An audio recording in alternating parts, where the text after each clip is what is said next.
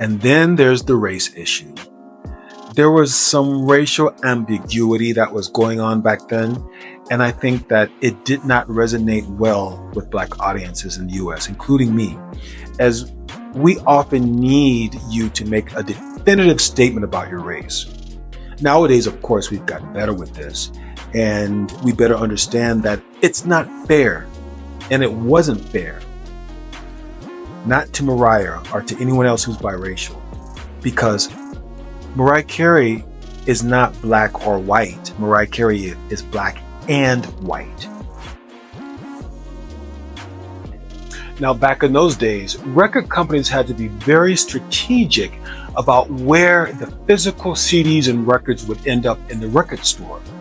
Now, if you were too black, your CDs might end up way in the back of the record store. That's poorly lit, that's difficult to get to. So they wanted to make sure that Mariah's records were placed right up in the front, where they could be easily accessed by all customers.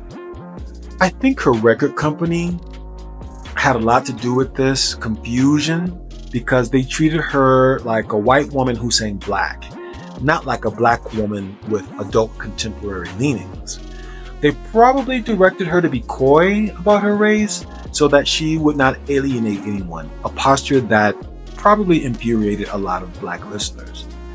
When Whitney Houston hit, there was no question that they treated her like a black woman with adult contemporary leanings. They told her to tone it down.